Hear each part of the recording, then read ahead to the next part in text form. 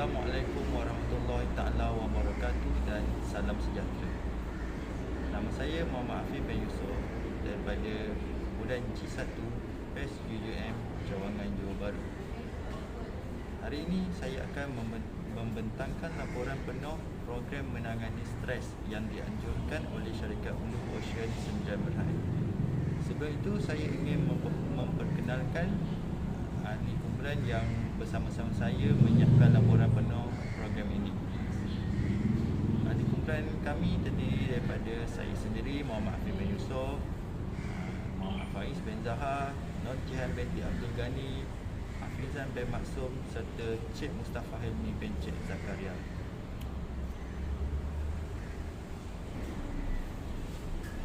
Seperti yang kita maklum, stres merupakan tekanan yang dialami oleh seseorang sehingga akan mempengaruhi perlakuan individu tersebut sama ada tingkah laku dan pemikiran.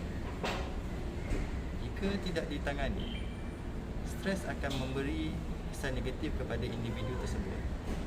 Program ini diadakan bagi menerangkan cara untuk menangani stres berdasarkan kepada kajian semasa dan penerangan atau saranan daripada pakar-pakar kesihatan Malaysia dan juga dunia. Program ini memberi impak positif kepada masyarakat agar dapat mengatasi stres pada setiap masalah yang mereka hadapi secara tenang. Setiap individu pasti mengalami stres sama ada secara peribadi atau bukan peribadi. Stres jika dibiarkan berterusan akan mempengaruhi perlakuan individu tersebut. Lebih malang lagi, seseorang itu menghadapi kemurungan yang boleh menyebabkan ingin membunuh diri. Visi syarikat adalah mahukan produk sentiasa mendapat sambutan serta nama syarikat sentiasa mendapat tempat di kalangan masyarakat. Visi syarikat pula adalah mahu menjadi sebuah organisasi yang sentiasa mendapat tempat di kalangan masyarakat Malaysia. Pertanyaan utama, adakah stres dialami oleh semua orang? Boleh dikatakan stres ini dialami hampir kepada semua orang bergantung pada tekanan yang dialami oleh seseorang tersebut seperti faktor persekitaran tempat kerja, jenis pekerjaan serta faktor usia. Seseorang akan merasa resah, cemas, tegang dan sebagainya sekiranya menghadapi tekanan. Setiap individu perlu mempunyai kekuatan mental, fizikal untuk menghadapi dan menangani cabaran persekitaran kerja tersebut.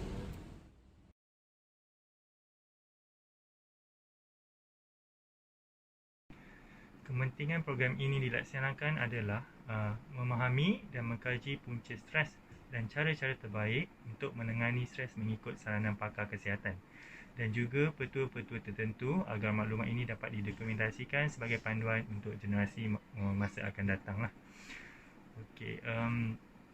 Seterusnya adalah beberapa elemen perhubungan awam yang dilaksanakan di dalam program ini adalah yang pertama adalah hubungan awam dengan persekitaran.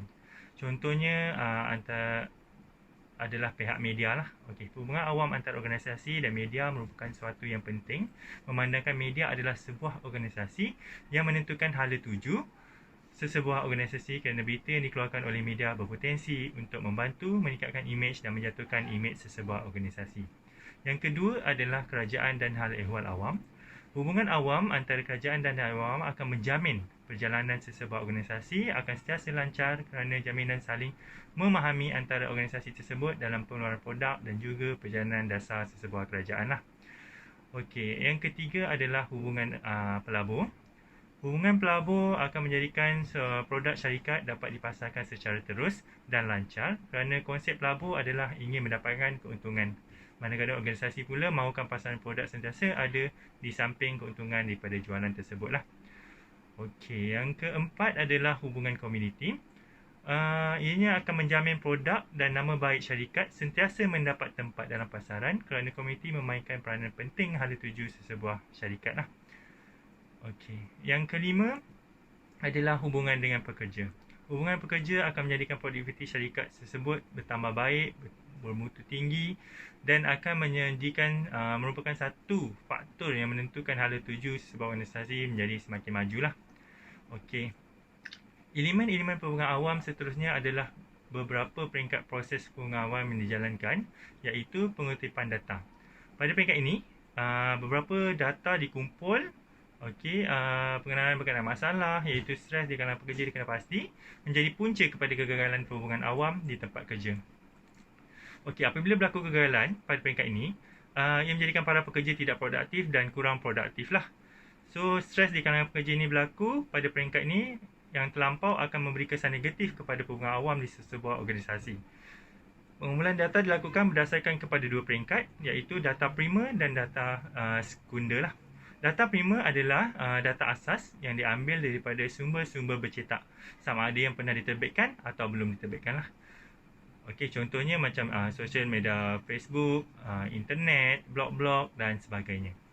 Okey, manakala data sekunder merupakan data tersedia yang sudah tercatat di sebuah organisasi, di mana pada masa ini beberapa data sekunder adalah diperoleh daripada organisasi Blue Ocean dan juga beberapa organisasi lain lah.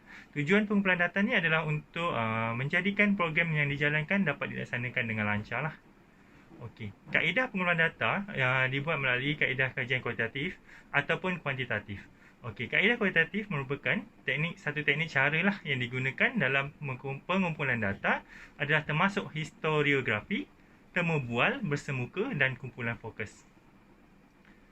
Okey, historiografi ni adalah kaedah historiografi dalam kajiannya adalah mendapatkan fakta yang tepat dan sahih dari organisasi yang terlibat lah.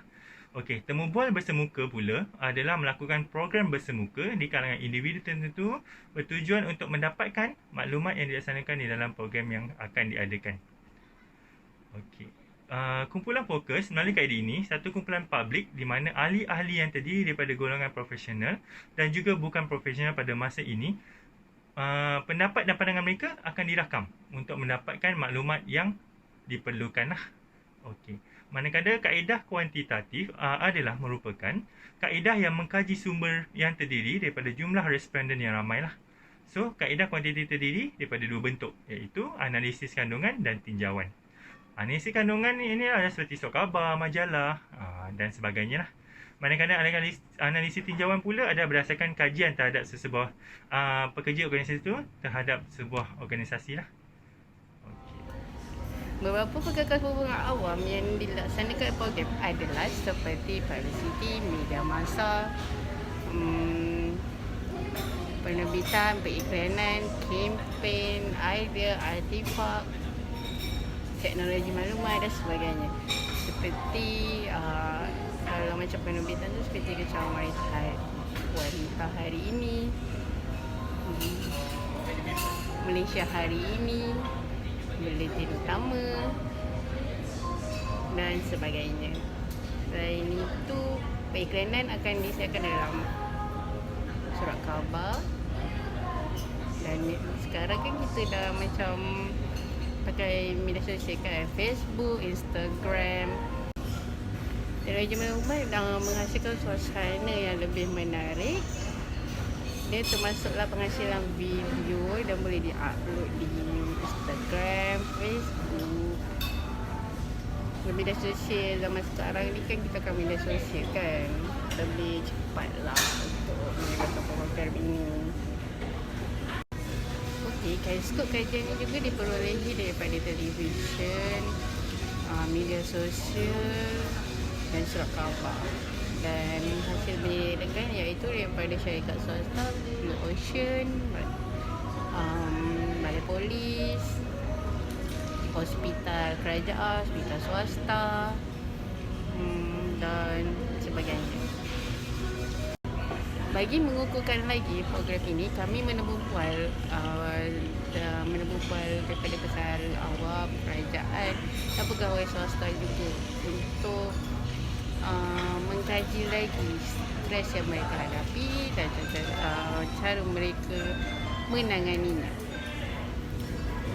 Secara kesimpulannya, program ini diharap dapat menyumbangkan ilmu pengetahuan secara menangani stres dan membolehkan para peserta untuk menguruskan stres secara bijak, di samping memberi motivasi kepada semua orang untuk mengekalkan gaya hidup yang sihat.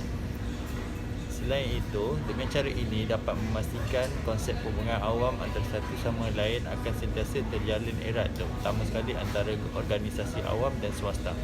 Apabila perhubungan awam antara agensi swasta dan kerajaan erat, maka pelbagai manfaat akan dapat diperolehi, terutama sekali dalam meningkatkan produktiviti kedua-dua agensi.